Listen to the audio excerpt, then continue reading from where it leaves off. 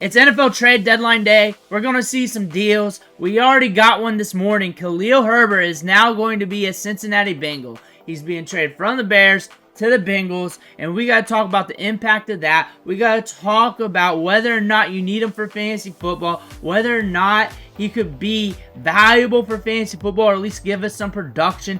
We're going to do that today. We're going to deep dive the advanced analytics. We're going to look at the charts. We're going to look at the situation to see what could happen with Khalil Herbert.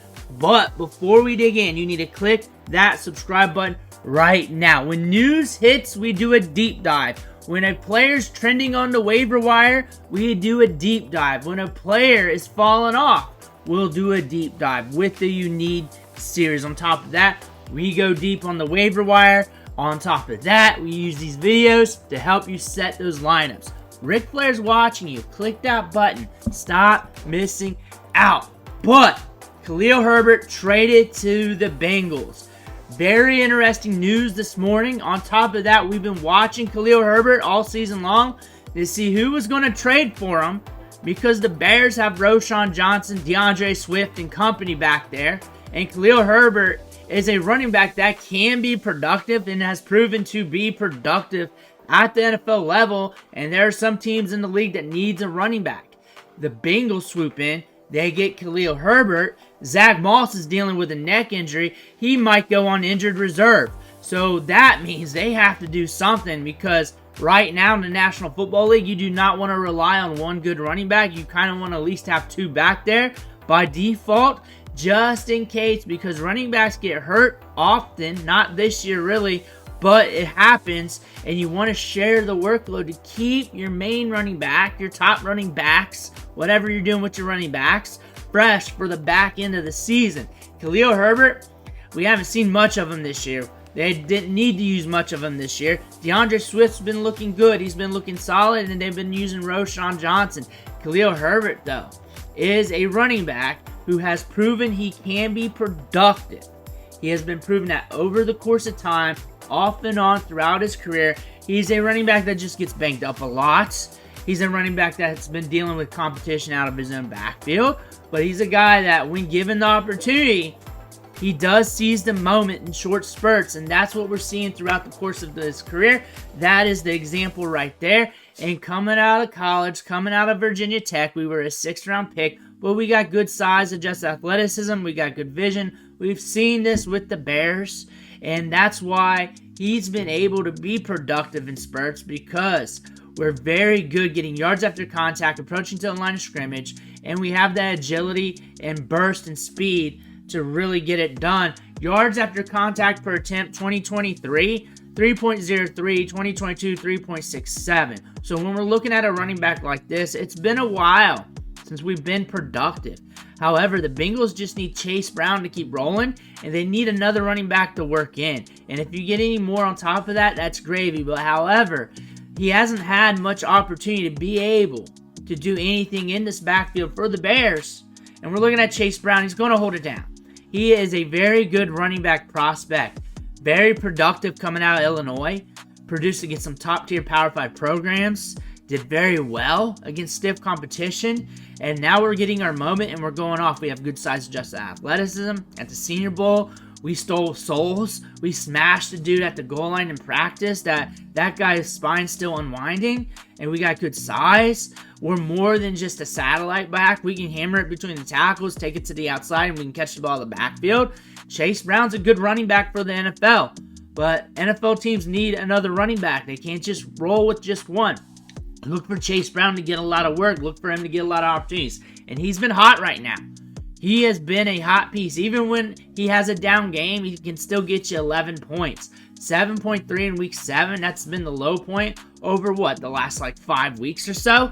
That being said, we're an RB1 right now. 13 points per game on the season. But if you take out the first 3 games, ooh, it's looking nasty. It's looking good. And you're looking at the touches in the offense. That's 74 rushing attempts zapped. And Zach Moss is out for the year, which that's a good indicator. Or they want to roll with a 3-headed monster. That is starting to become a trend with some of these teams. But Zach Moss is dealing with an injury, a neck injury. And Chase Brown, you cannot expect him to be the only guy up there. So you're looking at Khalil Herbert to get some workload. And it's going to ramp up to some degree. Like, when I mean ramp up, start off with barely anything. Just getting your toes wet in the water.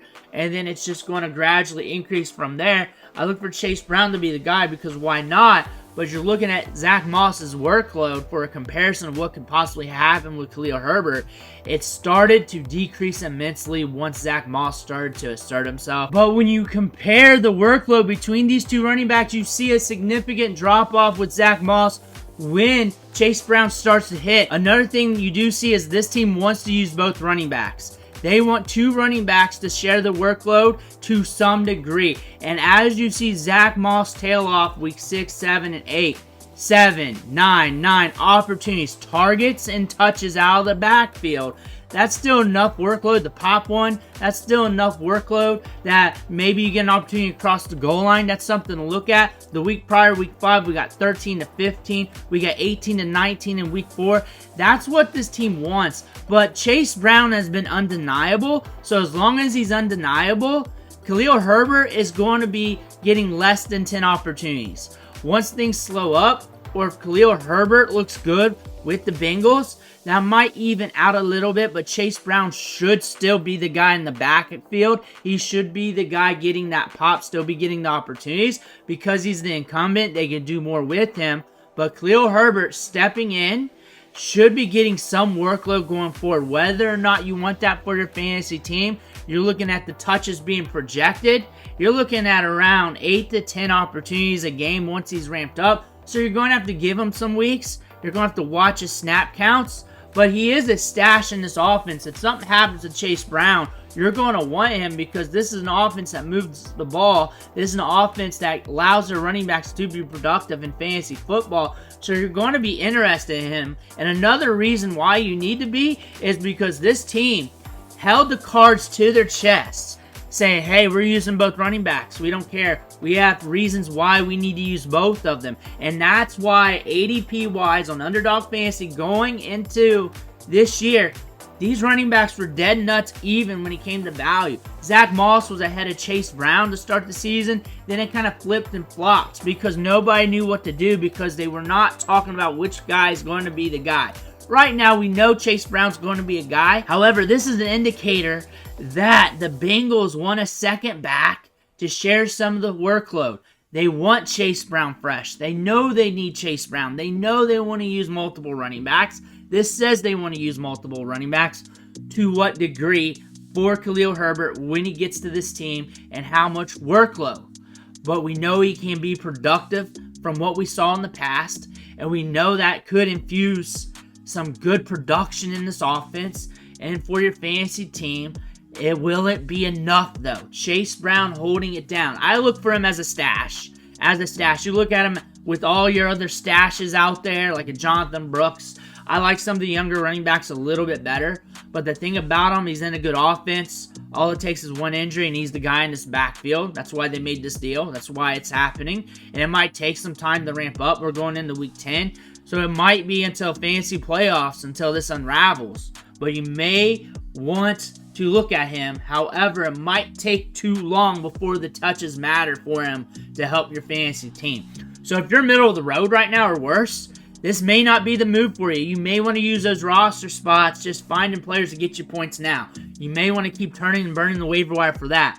However, if you're making that push for the playoffs, or you got Chase Brown, or you're looking for a stash, this might be the guy for you because he could turn on during the fantasy playoffs. Something happens to Chase Brown, or they start evening out the workload a little bit. They start rocking two running backs a little bit more. After all, that's what they pretty much said to us going into the season.